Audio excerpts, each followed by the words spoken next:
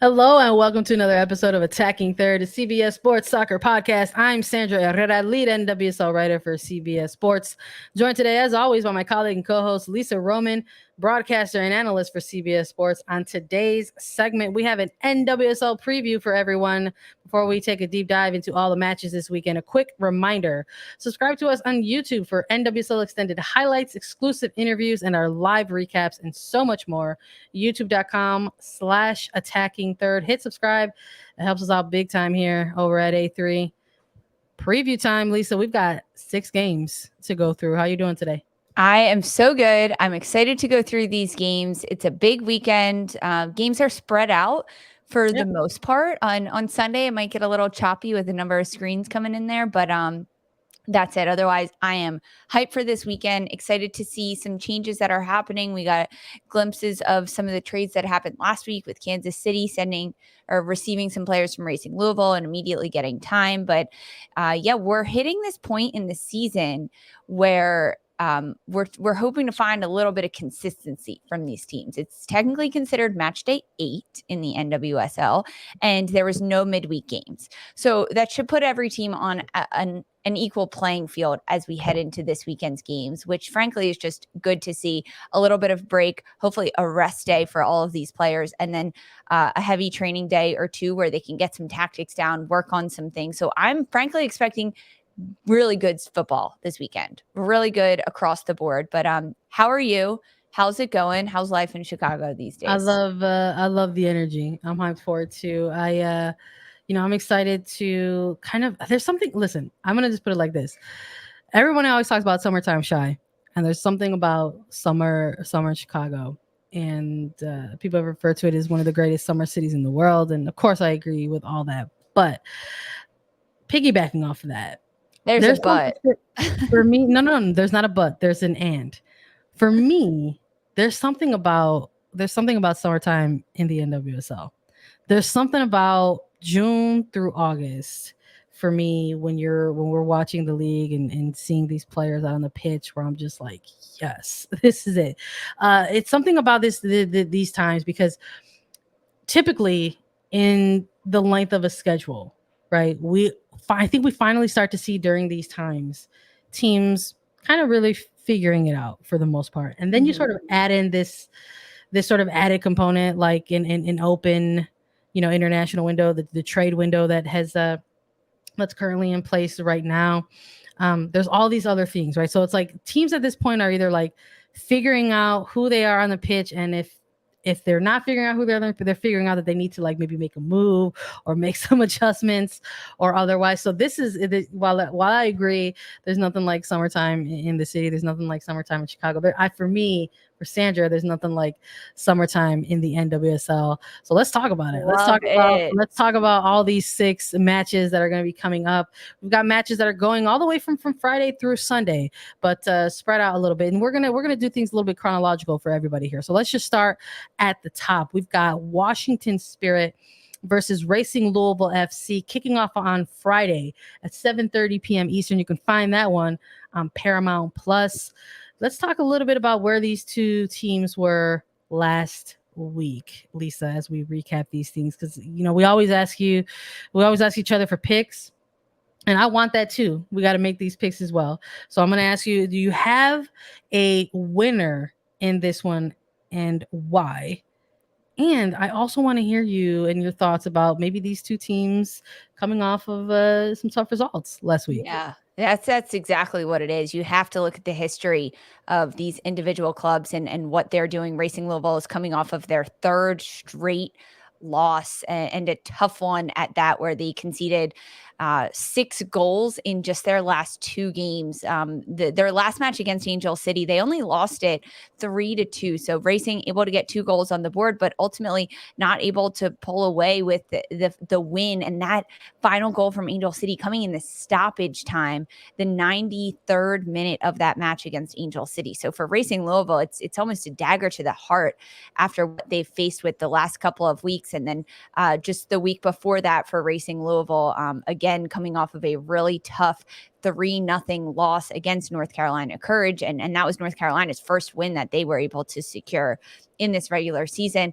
Then when we look at a team like Washington Spirit, they've won one game in this regular season, and that was the first week.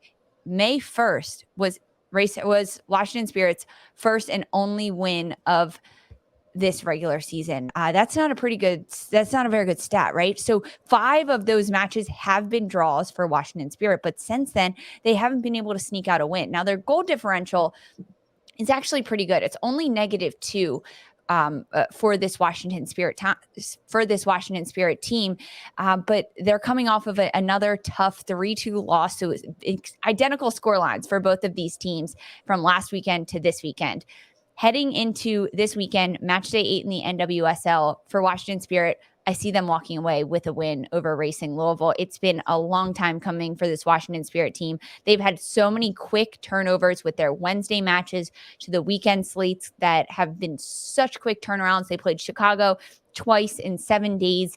They've been hit a little bit with injury and players coming back. We saw the return of Kelly O'Hara. She got 15 minutes in the back line for Chris Ward last weekend for Washington Spirit. So for this team in particular, they've had a break. They've had a minute to take a deep breath. They've had a minute to collect themselves in training. And now as they go to face a team in Racing Louisville that they'll be playing at Segra Field, which is quick succession for Washington Spirit. They've played 3 of the last 4 matches at Segra Field. So if anything, they've got a little bit of an upper hand there. But ultimately, I think Washington's going to get back on the winning side of things this weekend against Racing Louisville. What about you, Sandra? What are you thinking for Racing Louisville and Washington Spirit? I'm going back. I've been going back and forth on this one. It's always the first one, I think, that we're doing these previews that always sort of set things in motion for me when it comes to the picks. But this is a Washington Spirit side that we've been talking about through the start of this season, these first 2 months, and just sort of the match heavy schedule that they've had in front of them. Just how, frankly, in some of these more recent matches, they've looked just tired. They've looked gassed, at the end of them. We've been seeing the attempt to sort of make some of these player rotations.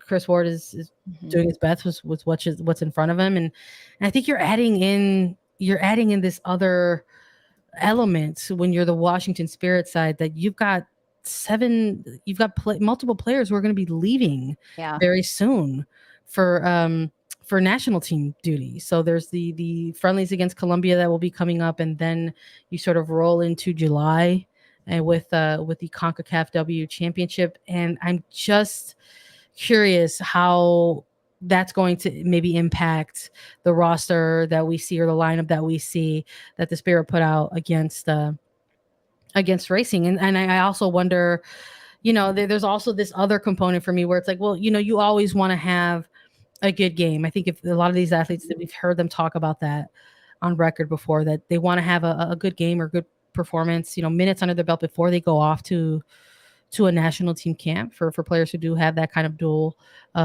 duty.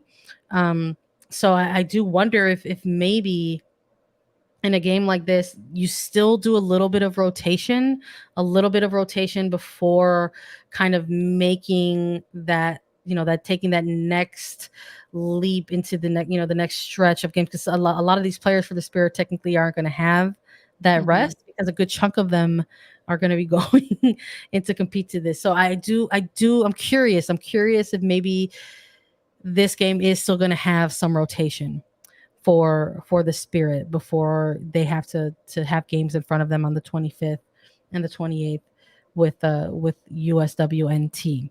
So I am also I am leaning more towards a draw on this one, but I want to pick a winner, and I think that the Spirit are going to take this one narrowly. I think they are going to take this game, and they're going to take it narrowly. I think even with something like, if we see something like a full second half rotation in this game, that is still enough to present to a Racing Louisville FC side that we are still a little unsure of who we're getting week to week, right? In terms of the performances on the pitch. Good pieces, We like some of these individual performances that we've been seeing from some of the players on the pitch, but it's like now at this point, it's a little bit of a mixed bag when we're seeing and evaluating Racing week in and week out. And I think even with the heavy match load for the Spirit, even with the heavy rotation that has been coming into play, we still can identify the system in play for the Spirit, plugging in players in certain position and what they are going to bring on the pitch. So whether it's something like a Trinity Rodman and Ashley Sanchez getting the first 45 to just take a game to Louisville and try to see if they can get the win, or if they come into the second half and try to do things that way and run the other team down, I think that's another added component. And then again, but you also have something like Segra. The fact that this is going to be at Segra Field was like, maybe this is going to be a draw, because that's not an advantage for anybody, even though it's going to be the Spirit hosting this one. So I'm going to say that I'm going to choose a winner. I'm going to say it's the Spirit, and I'm going to say that it's going to be narrow for this one. So we'll see how that shakes up in the recap, and we got to take a look at that. But that's it for Friday. Let's take a look into Saturday. There's a double header happening on Saturday. Let's start with Kansas City Current versus Chicago Red Stars. That one on Saturday, kicking off at 8:30 p.m. Eastern. That one you can also find on Paramount Plus. Kansas City Current coming off of a narrow win, but a win is a win, right? We talk about that all the time. Kirsten Hamilton, game winner. Who do you got in this one, and why, Lisa? So I love this question that you're posing to me, which is not an unusual question, right? You always ask me who is going to win, and you love when I go the way of Chicago because you're a Chicago gal. However, this is Kansas City though. I am going with a Kansas City win in this match. So we like to look at the history a little bit. Kansas City undefeated in their last 3 games. Chicago also undefeated in their last 6 games, but they've had really narrow wins. Their most recent one coming over Orlando. It was a 1-0 win. A goal came early in this match, which is something Chicago does. So I honestly see a high scoring match between Kansas City and Chicago, but with Kansas City coming out on top in this one. Unfortunately, Kayla Sharples, center back for Chicago, dealing with a bit of an injury, which does change things up for Chicago. They still have Mallory Pugh, which means they're probably going to get a goal. So I'm going to give Chicago a goal because Pugh just has that je ne sais quoi that she can do that. However, with Kansas City, we've seen the trade happen last weekend with Cece Kaiser coming over and her getting the start alongside Kristen Hamilton. That duo was fun. It was electric. They had some good movement off each other. Now imagine them with 1 week of training under their belt and what they're able to do with that much more familiarity. I'm sure some of the sparks will have faded as Kaiser was playing in front of her hometown. It was a trade. She was looking to make a big mark, and maybe that's why she had such a great game. But I think the training and being with Matt Potter and understanding team tactics a little bit will help Kaiser and what she's able to do. I've been really high on the rookies for Kansas City, Alex Luera, Jenna Weinbrenner, Elise Bennett, what they've been able to do and contribute. I think it's a team effort from Kansas City that we're seeing this year that's made them so influential and so good on the pitch. So when I look at these two sides, I don't want to say it's going to be a high-scoring affair. However, I think Chicago's going to get a goal, but I still think Kansas City's going to win. So that means at least 3 goals in this match, according to my prediction. So I'm going to stick with that.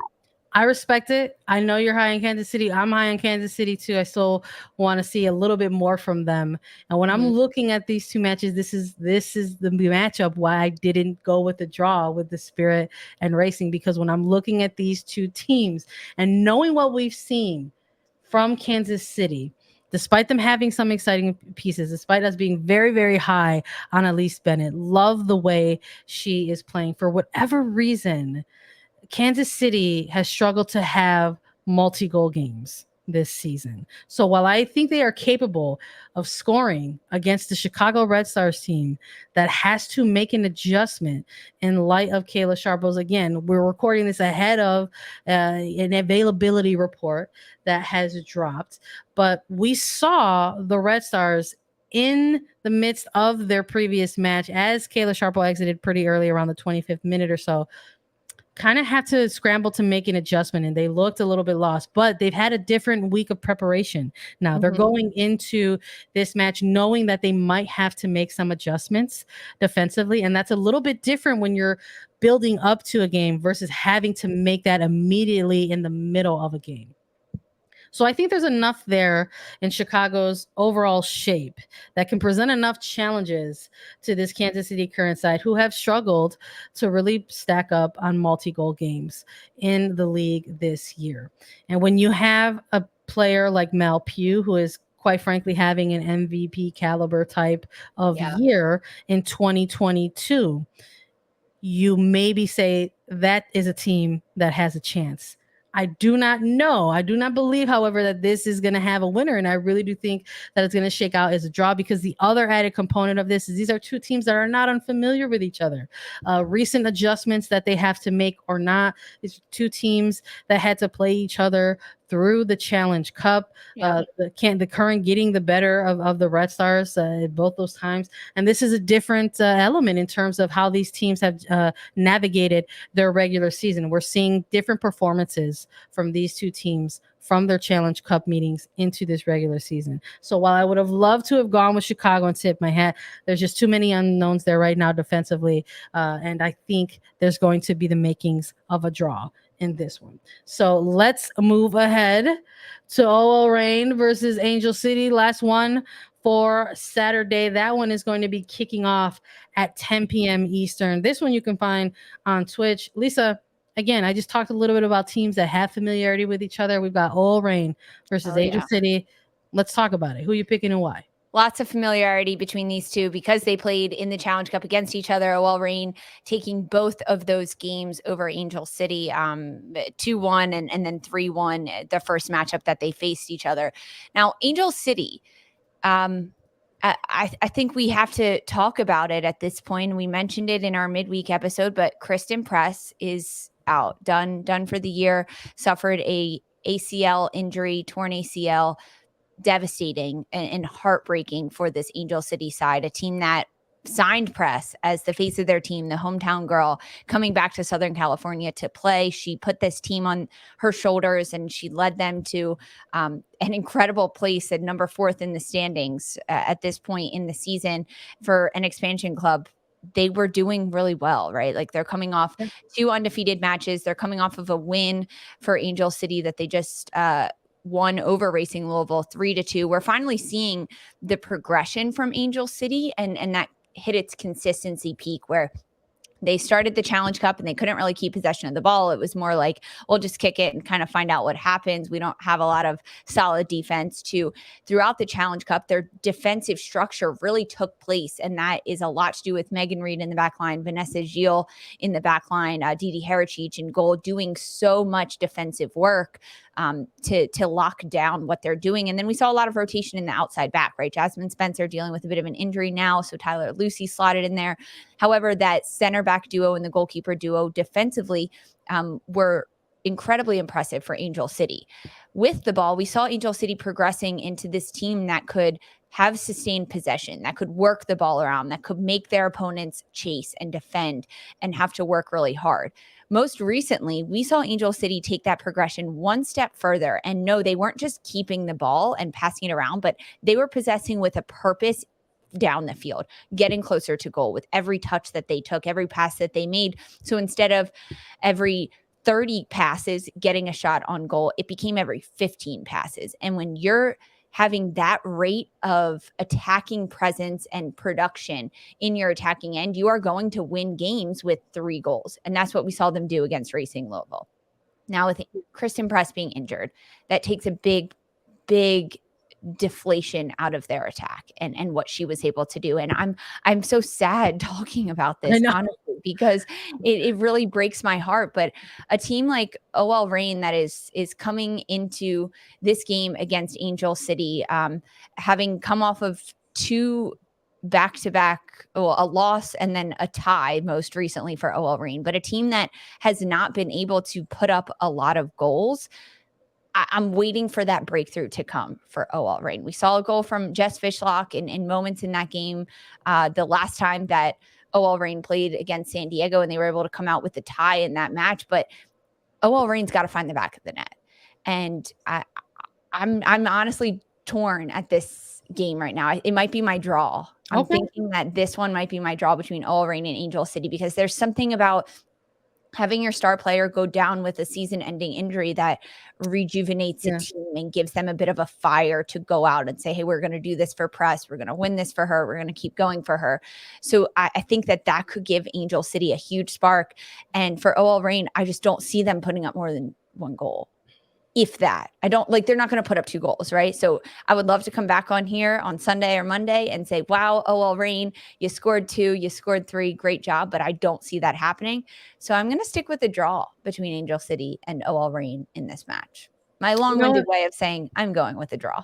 I respect it. Listen, I think when you're looking at these games with the matchups in between them, especially the ones that have the added element of familiarity with each other, because not only we're talking about teams that have played each other a couple times prior in the Challenge Cup, there are a lot of teams now hitting this point of the regular season that have already faced their opposition at least once prior within the regular season itself. So you're adding all these different elements to it. So I don't listen. I respect it. I don't blame you for going with the draw in this one. But when I'm looking at these two teams, I'm going with OL Reign as my pick for the winners in this one. I hope it is a multi-goal game. I hope we finally see that type of breakthrough for. I hope so too. I honestly hope so too. I am a little curious as to how the Angel City side will make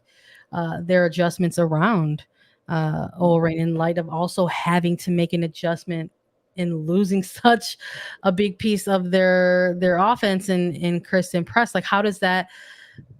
How do you make these adjustments? What are the decisions that you are making to both adjust for the challenge that you have on your own front line and then the challenge on trying to limit the attack of OL Reign? Because you're 100% correct in that, saying like this is a team OL has struggled to find the back of the net. But within a lot of these games, I think unlike other teams, the numbers from this team are a little bit different when we're watching their attack, the way that we've been seeing them, performing their build up to goal, the way that we've been seeing, their number of crosses, the way that it's how evident it is that they are ensuring that Sofia Huerta is a big part of that attack, despite having a lower role on the pitch, where we're seeing all that come into play for this OL Reign side. And while I'm not sure if this one is going to be a game where it's going to be a multi-goal game, I do think there is enough for OL Reign to come out into this game and pick up a win. I do also feel that something like, the familiarity, the different type of travel it is, like it's different going from LA to Seattle. If you were going from maybe New York to Seattle, it's a much different fight. So even like something like travel on the legs, like that's going to be very, very different as well. I think in this match as we're trying to take note of those types of things. But I want to see that type of win for OL Reign. I think they're overdue for it, quite frankly. We're talking about narrow scorelines or narrow losses. Just the week they had this 1-1 draw against San Diego Wave where they equalized. They had to come from behind and ensure that they got that equalizer, and they did it by Jess Fishlock, who just roofed it in the back of the net, and it was enough for a result. But even if you go the week prior to that, a narrow loss against the Chicago Red Stars team. So there's these competitive games that we're seeing from OL Reign that maybe aren't leading to the type of score lines that maybe they even anticipated for themselves. But I just feel like we're starting to veer into these moments where we're ready to see some different things. And I'm excited to see the addition and sort of the development around somebody like not the development, but just the addition or the added boost that somebody like a Kim Little can bring to this team. I know they announced that her loan is going to be very, very short term. It's going to be through June, through the start of the next season for Arsenal. But so it's going to be very, very short term. So she has a limited window to make an impact. So I think it also just depends on the personnel that Laura Harvey is going to put out there on the pitch. Quite frankly, like how is she going to rotate? What is that lineup going to look like?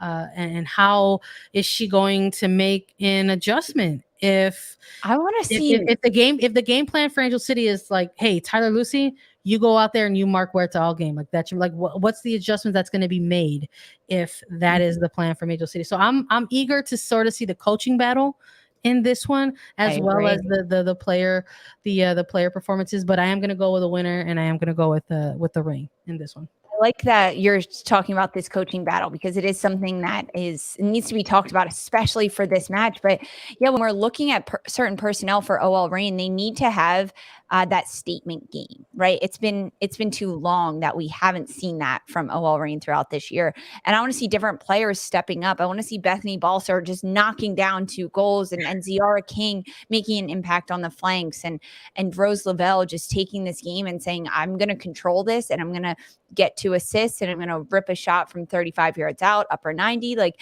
that's what I want to see, not relying on Fallon Tullis-Joyce to make incredible saves game in and game out to keep OL Reign even. No, the offense has got to produce, and now's the time. Let's do it, OL Reign. But I still see this as a draw. Yeah. I love you. Like it. I love it. Let's we've got 3 more matches to go through and preview for everybody, and we're going to do that after a quick break. Sunday, fun day. We got a triple header of games for Sunday, and we're excited for where you can watch all of these games on Sunday, and we'll get into that very, very quickly. But let's start off with the game that's going to be kicking things off on Sunday. It is Portland Thorns FC versus Orlando Pride.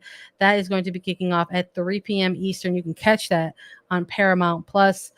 Lisa, who do you got in this one, and why? I have Portland winning this game. I have Portland too. Are we just moving on? Yeah, I mean, like, yeah, hate to be that way, but no, let's talk about it a little bit. Why are you going with Portland over the Pride in this one? Well, there's a lot of reasons. A couple of them are that Orlando is struggling right now. They're coming off 2 back-to-back losses. They haven't won a game in 3 or 4 matches at this point, and the way that Orlando's playing, it's disappointing. It's sad, right? Like, I want to see them get a little bit more momentum and a little bit more attack with losing their head coach, and then seeing Sydney Leroux not traveling for Orlando's last match. That doesn't help things. If Sydney Leroux is back in the game for Orlando, that's definitely helpful. But when we look at this Orlando team, they have a lot of good players and a lot of good potential, right? Darian Jenkins, she can score goals. Sydney Leroux can change the game with her alone in what she's doing on the pitch, her mentality, her mindset, and her ability to defend and then quickly transition, find the ball in the back of the net. A player like Michaela Clough, the rookie that was drafted out of BYU to Orlando, she's a really good player, and she could be a candidate for Rookie of the Year, but the circumstances that Orlando has fallen into this year really makes it unfortunate for a player like Clough, because it's hard to be a superstar as a rookie when you're the only one trying to do it, right? Or Orlando's had to jump through a lot of hoops this year. When we look at a team like Portland Thorns, they're coming off of a dominant win over Houston Dash. This was a game where we saw Olivia Moultrie become the youngest player in the NWSL to score. They forced an own goal. There was a penalty kick in this one. Sophia Smith scores in the run of play, but ends up with a brace as she knocked down the penalty kick. We're seeing so much from Sophia Smith that she is becoming this incredibly dynamic player that can do so much on both ends of the field. But in the attacking end, she's truly become unstoppable. It's this race almost between Mallory Pugh and Sophia Smith for who's going to be the most creative goal scorer week in and week out. So when we look at the momentum that Portland has taken over these last few weeks and what they've been able to do, going undefeated in their last 4, 2 of those being wins and dominant wins for Portland at that in their 3-0 win over Angel City and then 4-0 over Houston, that says a lot about what Portland can do. So we both have Portland in this one for sure. Listen, I'm not too sure I can add on much more for the reasoning behind going with Portland. I just think their form has been very impressive as of late. Yeah. I think they finally had a pretty big, hefty, multi-goal game for folks to take a look at and point at and say they are capable of that. That wasn't just something that happened in the variety of ways. Right, like scoring in a variety of ways and getting the cut out and doing that in a way that required, an adjustment from them. I mean, Christine Sinclair was set to start that game against Houston and was pulled as out of precaution, just a tweak during warmups, and they said that's okay, don't worry about it. And they put in Olivia Moultrie, and they went out and they just still did that. So and I also am without Megan Klingenberg, right? She didn't play in that game. Yeah, again, I like the depth of this team. I think it's something that the Thorns have. It's something that the Thorns have been able to sort of pride themselves on in recent seasons, that they have a massive bench that they could look to and sort of see players come in and have an impact. And I just, for all of the reasons that I think we're going with the Thorns are perhaps similar reasons why we're not choosing, Orlando Pride as the pick to win or draw in this one. There's just some things that are going on, I think, off the pitch for the club that we saw happen very recently, and those we have seen that sometimes those things can kind of be a distraction. And I would hope that current players are able to find themselves at peace and be able to perform, but you just never know, really. And I'm a little curious again as to how the personnel that's going to be available for Orlando. We have Sydney Leroux, who was unavailable for the Pride against that match against Chicago. We haven't seen Amy Turner, and that there's just a lot of curious things there, quite frankly. And I'm just kind of like, well, there's just not enough there to confidently say, like, yes, I'm going to be going with Orlando Pride to as my pick to win this weekend. And unfortunately, that's the case here with this one. So we're both going with Thorns, but we will see, Lisa. We'll see if we have to come on back and say that we were correct in this one. But for the next game that's going to be taking place on Sunday, this one is going to be New Jersey, New York, Gotham FC versus San Diego Wave FC. And we're hyped about this one because, sure, you can find it on Paramount Plus, but you know where else you can find it? You can find it on CBS. And you can watch it beginning at 4 p.m. Eastern. Lisa, when we're looking at these two teams, do you have a winner in this one and why? So I do have a winner. And a lot of the factors are coming into play that are off the pitch factors in this match, because I don't have a lot of confidence in Gotham. I'm going to be very honest. I don't. In what they haven't been able to do and put together on the pitch. Their attacking presence is not there. Their expected goals every game is incredibly low, which means they're playing much more defensive this year in the NWSL, whether it's due to personnel, their ability to get into the attack. But with that being said, they have 5 goals for, 6 goals against. So their defensive efforts are working with only 6 goals against. They're tied for the least in the league at this point, because they really haven't given up that many goals.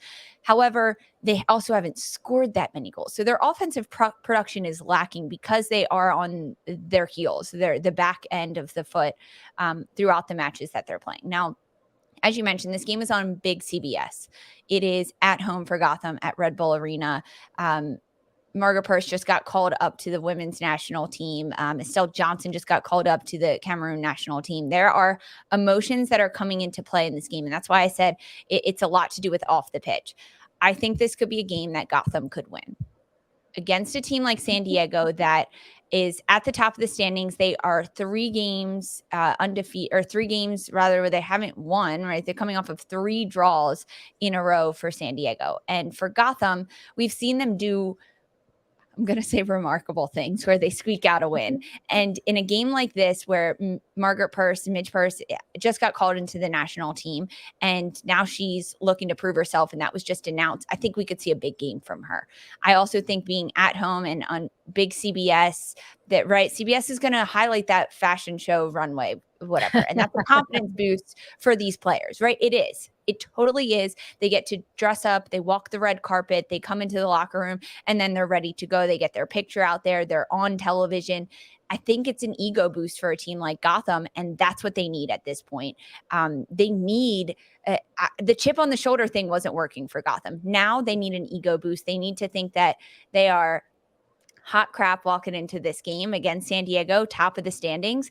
And I think that this could be the game that Gotham does it. So I am going to pick a winner, and it's going to be Gotham. I could be very wrong. Alex Morgan could get her 10th goal in 8 weeks of a regular season, and I'll come back on here and giggle, but I'm going to go with Gotham. Who do you have? Tell me I'm being silly.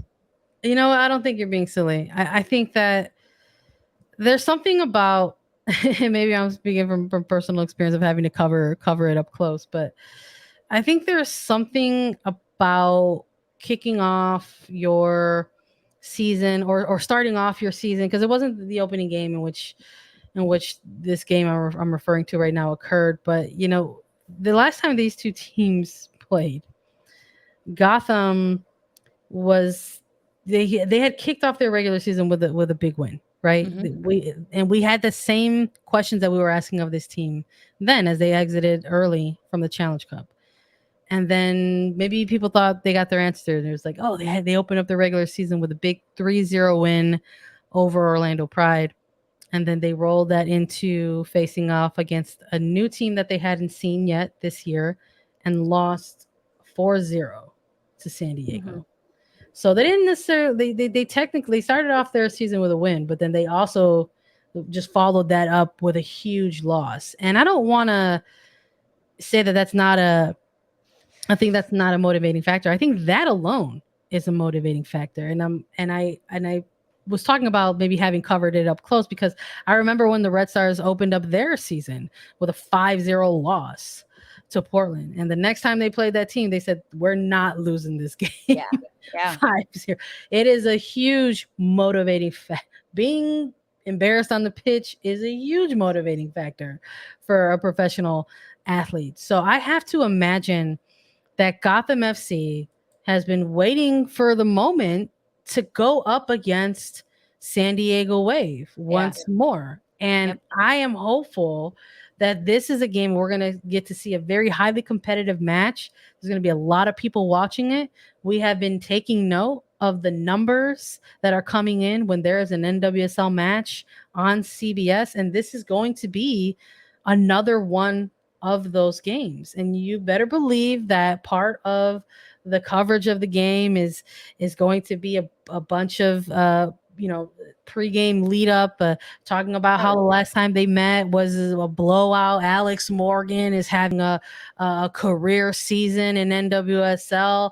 She's got a ton of goals. Look at these players that got called into the national team, including Taylor Cornett, et cetera, et cetera, et cetera.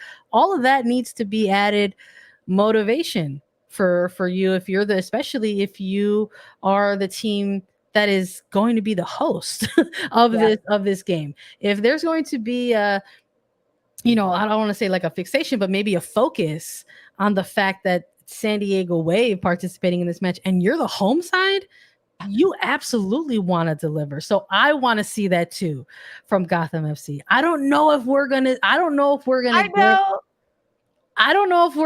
get a multi-goal game. I don't know if we're going to get it, but I would like there to be a winner, and I would like it to be Gotham FC. So I'm going with Gotham in this one.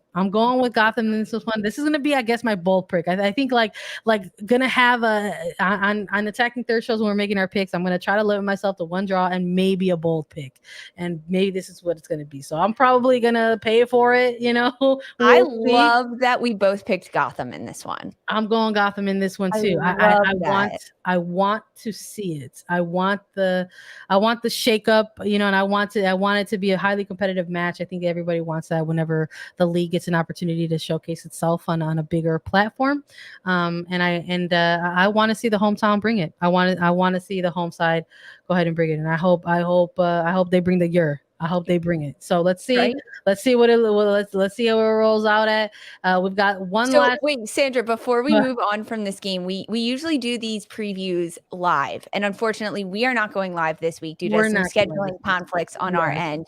And So there's no one in our chat right now to be like, what? You're going Gotham? Like, no way. So I want everyone that's listening to this that usually joins our lives that has thoughts on both of us picking Gotham, like tweet at us, let us know your thoughts, because I miss hearing everyone's or like reading all of the comments in the chat being like, y'all giving your picks. Everyone usually drops their picks in the chat as we go throughout this, and we give ours, and then they comment on ours. So I want to know everyone's picks for this weekend's slate of games, and I want to know your thoughts on both of us picking Gotham. No. You can go ahead and tweet at Lisa all you want. I'm going on vacation. That's the scheduling conflict. I'll put myself on blast. I'm out. I will not be paying attention. So you're going to be tweeting into the void if you want Blow her up. Blow her up. We'll see what happens. Look, last time I went on vacation, a bunch of crazy stuff happened. So listen, maybe I'm just predicting and manifesting some things here with Gotham coming out with a win over the Wave. Craziness. Bring on the craziness, Gotham. We'll see. We'll see what happens. Last one for Sunday, y'all. It's North Carolina Courage versus Houston Dash. These two teams getting another opportunity to face off against each other. In recent weeks, the last time these two teams faced off against each other wasn't too long ago, a couple weeks ago, and we had North Carolina walking away with a win against the Dash. So when we're looking at these two teams, tie. It was a tie, 1-1 tie. Oh, I'm sorry. I'm thinking about the previous one. I'm thinking about the North Carolina's previous match. My bad, everybody.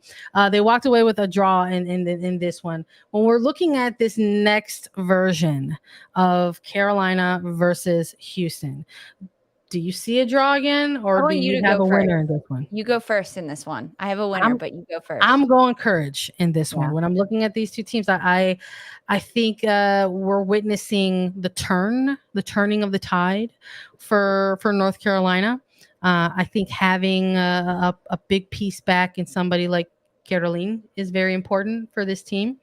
And it's funny to sort of frame it that way because she is technically a first-year player in the NWSL, first-year player for North Carolina.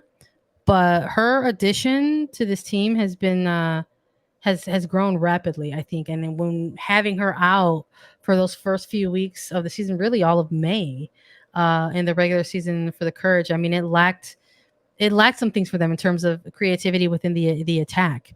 And I think they found themselves struggling a little bit to sort of get through that month. But what we've been seeing from North Carolina is what I refer to as maybe the turn, like the tide is turning a little bit for them. And when we're looking at the opposition as they are getting ready to go ahead and host Houston and Carolina versus being on the road, I think there's a little bit of different things at play here. So I'm talking about Caroline coming back. I'm talking about maybe having a little bit of home field advantage. And I'm also talking about the fact that, you know, somebody like Rachel Daly is missing for Houston. And we got to see immediately what Houston Dash looks like in her absence. And then you had this added component of Nichelle Prince and her absence. And there was a little bit of a struggle to sort of have any answers offensively for the Houston Dash. So I'm curious, again, we do these before the availability reports drops. I am curious as to the personnel who is going to be available for Sarah Loudon in Houston Dash as they prepare for North Carolina Courage, and what adjustments are made there. But with somebody who is building on her minutes with the Courage after being away for so long, somebody like Caroline, somebody like Diana Ordonez, who is obviously making her presence, you know, felt more in the attack as well. For the Courage, you're giving one team that is opening up options, and you have another team that is having limited options. So just sort of weighing things back and forth between these two sides, and it pushed me more towards North Carolina Courage in this one. So that's why they're my pick. Yeah, I agree with you. North Carolina, they're my pick as well in this match. Houston's a bit hot and cold right now. With losing Daly, they had a huge triumphant win, and then she left. She's with England, preparing for the Euros.